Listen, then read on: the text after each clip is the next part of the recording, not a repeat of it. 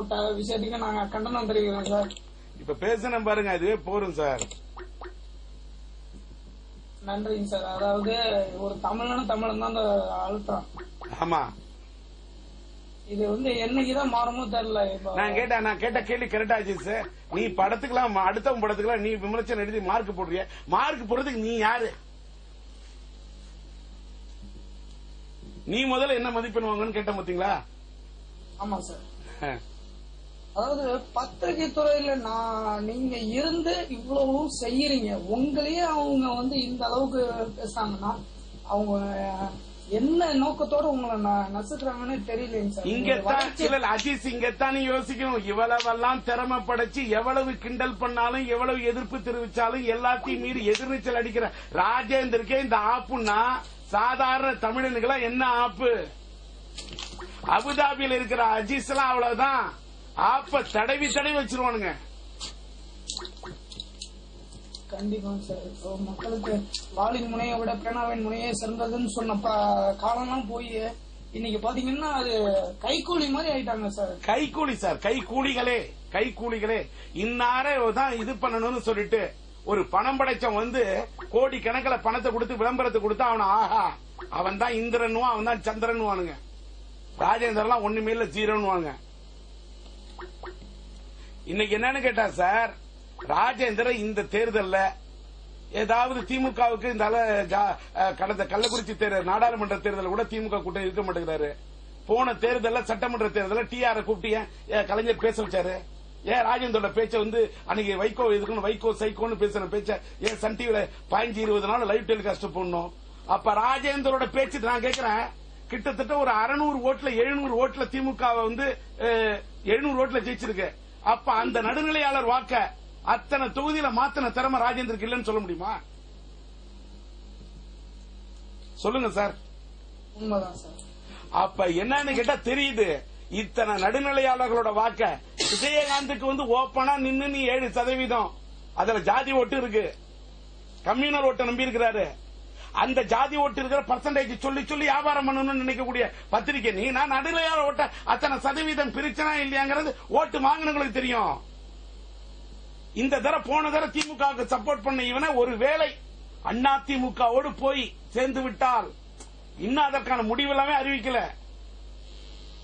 நான் யாரையும் சந்திச்சதா நான் இது வரைக்கும் வாயே திறக்கலங்கிறாங்க.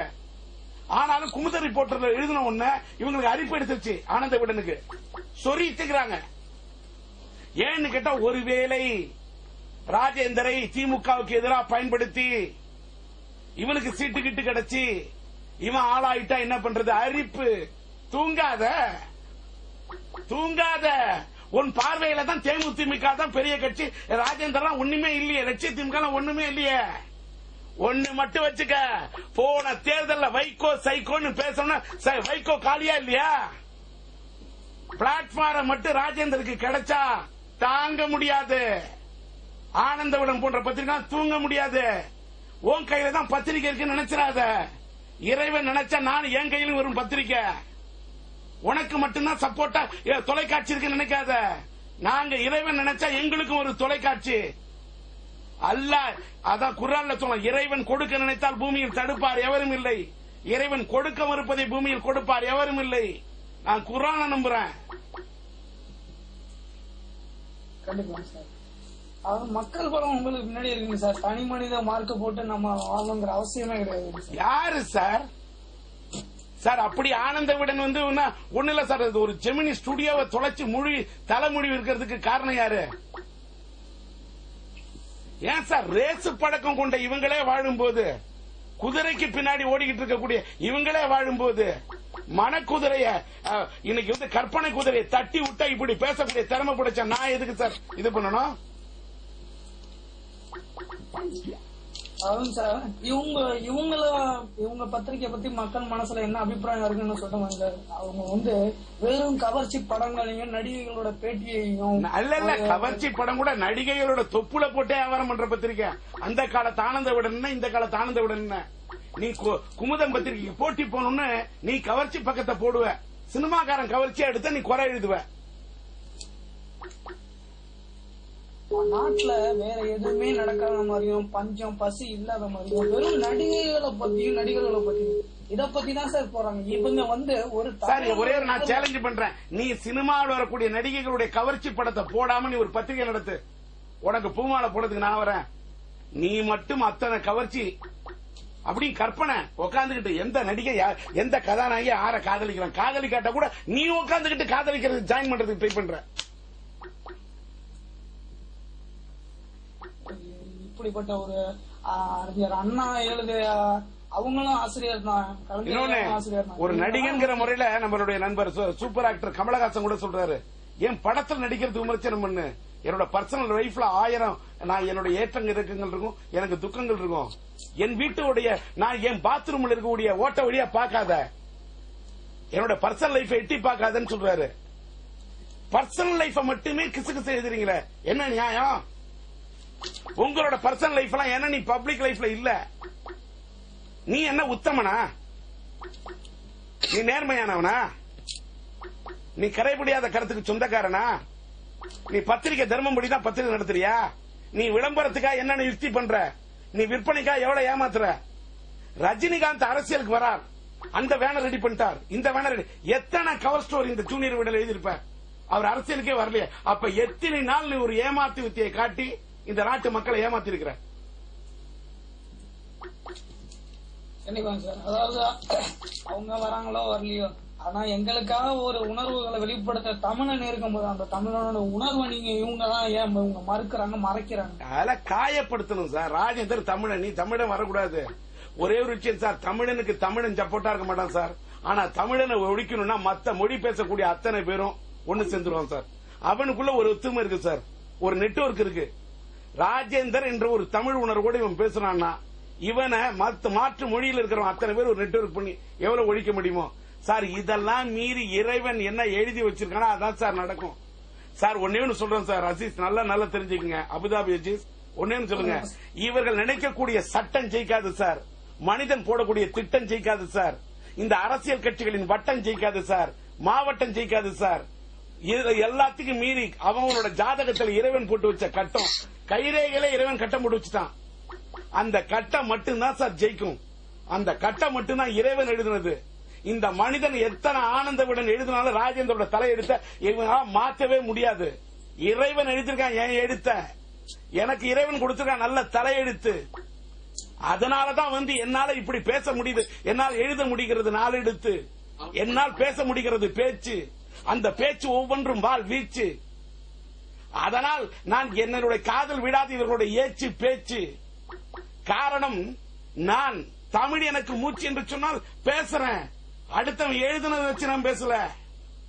நான் இன்னைக்கு கேள்வி கேட்டேன், வா குவார்டர் கட்டிங் தமிழ் டைட்டிலா, கலைஞரோட பேரன் வச்சிருக்காரு, உன்னால தட்டி கேட்க முடியல, நீ என்ன பெரிய பத்திரிக்கை நீ? ஏன்னு கேட்டா உனக்கு பயம். நீலாம் என்னத்த பத்திரிகை தர்மத்தை எழுதிடுவ? அதனால துணிவு இருக்கு சார். நான் இறைவன் எனக்கு எழுதுற என் தலையெழுத்த நம்புறேன், ஆண்டவனோட அருளா நான் வருவேன் சார், வந்தே தீருவேன். அவங்க ஆங்கிலத்துல பேர் வச்சாங்கன்னா அது அவங்களுடைய பாஷைப்படி அது தமிழ் படம் தான் சார். ஒச்சாயின்னு ஒரு பேர் வச்சா அது தமிழ் படம், தமிழ் டைட்டிலாங்கிறதுக்கு அதிகாரிகள்லாம் கேள்வி கேட்பான். ஒச்சாயிங்கிறது மதுரையை தாண்ட ஒரு வழக்கு மொழி. தமிழ்நாட்டில் தெற்கத்தில இருக்கக்கூடிய ஒச்சாயிங்கிறது ஒரு தெய்வம் நமக்கு. அந்த படத்துக்கு தமிழ் பட டைட்டில் மறுத்துட்டு நீ இருந்து பாரு, விட்டுருவோமா? வா என்ன அது? வா வேவா இல்ல வா வா வே குவார்டர் கட்டிங். குழந்தைங்களுக்கு கூட குவார்டர் கட்டிங் கத்து தருவீங்களா? அதனாலதான் நேத்தி தீபாவளி அன்னைக்கு டாஸ்மார்க் வியாபாரம் 95 கோடி. இந்த பாவம் எல்லாம் உங்களை விட்டுருமா சார்?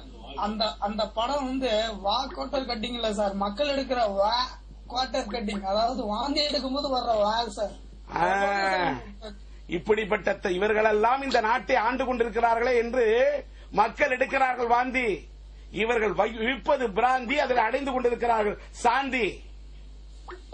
ஆனால் இப்படிப்பட்ட படத்தை பார்த்துவிட்டு நல்ல ரசிகர்கள் எடுக்கிறார்கள் வாந்தி. ஒரு நிமிஷம் சார், அதாவது தனி மனித பர்சனல் லைஃப் நீங்க பாக்காதீங்க அப்படின்னு சொன்னீங்க. அப்படி பார்த்தா நீங்க தனி மனித ஒழுக்க முடியவரா தான் இருக்கீங்க எங்களை பொறுத்தளவு. என்ன பத்தி நான் சொல்லல சார், ஜெனரலா சினிமா வாழ்க்கையில இருக்கக்கூடிய கலைஞனை பத்தி அவன் படைப்பை பத்தி விமர்சனம் பண்ணு. இப்ப என் மகனெல்லாம் பத்தி வேணும்னே எழுதுறதுக்கு இப்ப ஒண்ணுமே இல்ல, உடனே வேற ஏதாவது எழுதுறது. சார் ஒரு நடிகனோட திறமையை நாங்க பாக்க சார், அதாவது சிம்பு சாரோடைய டான்ஸ் பெர்ஃபார்மன்ஸ், அவருடைய நடிப்பு எல்லாரையும் நாங்க பார்க்க எவ்வளவு பிரமிப்பா நாங்க அந்த அளவுக்கு இன்வால்வ் பண்ணி படத்தை பாக்குறோம். தேவையில்லாத நாங்களே சொல்லுவோம், இதெல்லாம் எதுக்கு இவங்களுக்கு தேவையில்லாத ஒரு வேலை இல்ல சார். இன்னைக்கு இதுதான் உங்களுக்கு வேலையே. எந்த நடிகை எந்த நடிகையோட ஒரு பேசுறாங்க, அத பத்தி அலசுவோமா, இதுதான் மேட்ரே. அதுல அவங்க ஆதாயம் தேடுறாங்க சார். இந்த விற்பனை விற்பனை விற்பனை எல்லாமே விற்பனை. இதுல அவங்க வைத்த கல்வி என்ன சார் பிரயோஜனம்? அது அவங்க இல்ல சார். சார் வேற நன்றி சார். வேற ஏதாவது கேள்வி இருக்கா சார்? சார் உங்களுடைய அதாவது உங்களுடைய குரல் சேனல் வந்தாங்க மக்கள் வந்து திருப்பிடுவாங்கன்னு சொல்றாங்களே சார், இவங்களோட பேப்பர் எத்தனை பேர் ரிஜெக்ட் பண்றாங்கன்னு தெரியுமாங்க சார்? சார் அதெல்லாம் போராடுவோம் சார். நான் என்ன சொல்றேன், இப்படி இவங்களோட வைத்தறிச்சல் படும்போதுதான் நீங்க குரல் தொலைக்காட்சியை கொண்டு வருன்ற வெறி வரணும். கண்டிப்பாங்க சார். கிண்டலை பார்த்து பயந்துடக்கூடாது சார். இன்னொன்னு சார், இன்னொன்னு சார், இப்ப கேப்டன் டிவி எல்லாம் கொண்டாந்துருக்காங்களா, அதை பத்தி கவலை கிடையாது. ராஜேந்தர் டிவியா வந்துடக்கூடாது. எப்படி பயப்படுறான் பாருங்க, எப்படி தூக்கத்தை இழக்கிறானுங்க பாருங்க. அதாவது அவங்க பார்வையில நீங்க எறும்பு மாதிரி தெரியுறீங்கன்னு அவங்க சொல்றாங்க, இருந்தாலும் அந்த எறும்பு கண்டு ஏன் இவங்க பயப்படுறாங்க? யானை காதல எறும்பு பூந்தா யானைக்கு தாங்காத. இது சாதா எறும்பு இல்லையா, கட்டெரும்பு, கட்டுக்கோப்பா இருக்கிற எறும்பு. இதோட ஒவ்வொரு உணர்வும் அப்படியே இரும்பு. இது ஆவாதி, இவங்க ஊதுனா துரும்பு. தமிழா தீராஜ் திரும்புன்னு ராஜேந்திர எல்லாரும் திரும்ப வைப்பான். இறைவன் அருள் இருக்கு. அதாவது இவங்க வந்து சூரியனை மறைக்கலாம் நினைக்கிறாங்க சார், முடியுமா சார்? ட்ரை பண்ணிட்டு சார், பந்து நினைச்சிட்டு மறைக்கிறாங்க, மறைச்சல நினைக்கிறாங்க. இந்த சந்து முனையில் நின்றுட்டு இவங்க சிந்துப்பான்னா இந்த சூரிய பந்தெல்லாம் இவங்களால மறைக்கவும் முடியாது. இது சுட்டரிக்கும் சூரியன், இது கட்டுக்கடங்காத கதிரவன்.